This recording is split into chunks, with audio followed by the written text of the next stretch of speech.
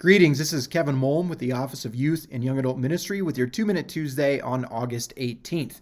Upcoming this week, I'm super excited. We finally will have our first CYC board meeting of the year. Summer is almost over and our ministry year is right ahead of us. So this Sunday, August 23rd from 2 to 4 p.m., we are going to be meeting in 6 different locations throughout the diocese, 1 location in each deanery at the same time, 2 to 4 p.m. So those 6 locations are the Bozeman Deanery is meeting at Resurrection Parish.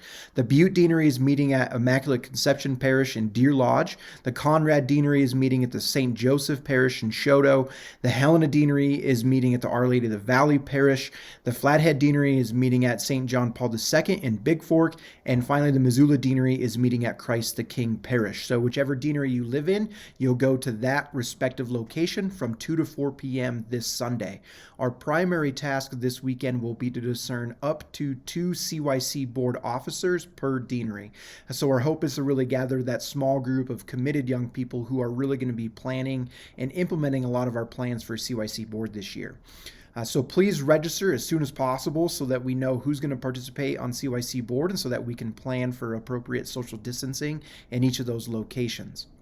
What are we going to be doing on CYC board this year? Well, let me just say there's plenty of opportunity for innovation this year. So if you have a young person who really demonstrates leadership potential and wants to be involved in leading things in the local parish and the community, please encourage them to join our CYC board this year. Primarily, we're going to focus on our efforts on forming the CYC board young people to lead things like small group Bible studies, to lead things in their parish and to participate and lead in parish or community-based service events and programs. And actually just got this book in the mail today. It's called Heaven's Roar by Bob Rice, published by Life Teen. It's a great resource that we're going to use as our primary formation tool this year to equip young people on how to lead Bible studies in their local parish and their local community. So we've got a lot of great things in store for CYC board this year, and we really need young people to step up and to show their leadership because more than any other time, we really need their leadership right now.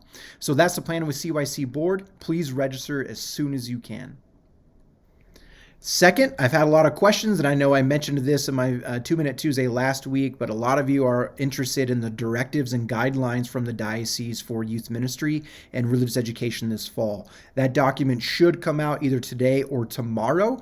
Please join us tomorrow for another parish check-in on Wednesday, August 19th at 10:30 a.m. via Zoom. We've been doing these about every other week. I know that a part of that conversation, or a big part of that conversation, is going to be around the guidelines and directives for this fall. So if you have any questions, that'll be a really good time to jump in and to ask the Chancery staff about the new directives and clarifying any questions that you might have. Those parish check-ins are open to any parish staff, not just priests or pastors. So if you're a youth minister or a DRE and have some questions, that's a great time to have those questions answered. So again, tomorrow, 10:30 a.m. via Zoom. Either email me or Father Jeff Fleming, and we can get you that Zoom link. Confirmation. I've been getting a lot of questions from the field out there about confirmation, and even more so since the coronavirus. And of course, I have my own opinions and thoughts and ideas, and I'm not shy about sharing those, as you all know. And just to be clear, my office really does not have any authority over sacramental preparation or for confirmation. Nevertheless, there are clear and obvious intersections in our diocese between confirmation and youth ministry, and especially the fact that our diocesan confirmation policy states that confirmation should be a part of a total youth ministry program in a parish. And since our diocese has a policy where we confirm normally during mid-adolescence, which is usually 10th or 11th grade, it means that those who are running confirmation preparation are ministering to the same people as we do in the world of youth ministry. Plus, as is the reality in most of our parishes, it's usually the same person or group of people who are doing both confirmation and youth ministry. So there's a lot of intersections there. And I just wanted to say that OEM and myself and my office will work collaboratively with anybody who's interested in serving young people and sharing the gospel with them. So if you haven't done so, first and foremost, read our diocesan policy on confirmation. Nothing has changed since Bishop Vedder has come around. He hasn't issued any new policies or any new directives in confirmation. So our policy before Bishop Vedder is still the policy now. It's still our status quo. So if you haven't done so, make sure to read that policy, and I'll include some links in the email with this, or you can find it at dohyouth.org/resources/confirmation.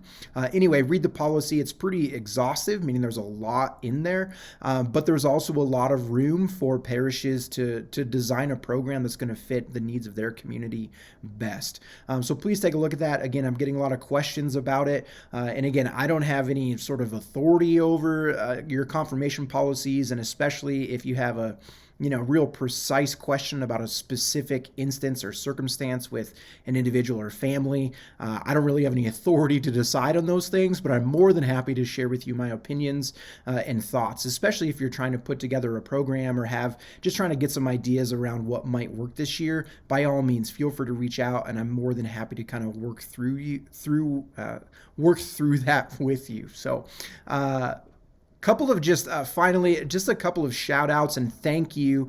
First, George and Liz finished their work with our online summer ministry this last week, and just want to give them a huge thank you for the work that they've done, and really to all of those who helped them this year. Some great resources and content that will remain available on our website, diocesehelena.org/summer20. Feel free to use those and reference them throughout the year. So just a huge thank you to them. Also, really a huge thank you to Cody Tredick. He did a lot of work in the background as far as editing and really helping George and Liz design some of those videos and the content, or kind of the back end of it. So if you see Cody around there, give him a huge high five and thank you for his help, and everyone who participated, from our volunteers and our priests who were interviewed or helped to make that ministry a success this year. Thank you. Finally, another huge thank you, Ron Burnett, the caretaker at Legendary Lodge, who's been there for over a decade, taking care of the facilities and managing the lodge, but even more so, just being a part of that team every summer and helping to make sure that we're able to bring young people together and to share the gospel with them and just have an incredible experience. Ron is going to be retiring at the end of this summer, and so we're going to have a social media sort of going away party, if you will, online for him. So check out the Legendary Lodge Facebook page to give your thanks, your gratitude, and congratulations to Ron on his over a decade of service to Legendary Lodge and the diocese. So thanks to Ron and for all of those who make Legendary Lodge a success. That's it for your 2-Minute Tuesday. A lot of stuff this week. I know it's a little bit long. Please continue to pray for me, pray for our bishop, and of course, please pray for our young people. God bless.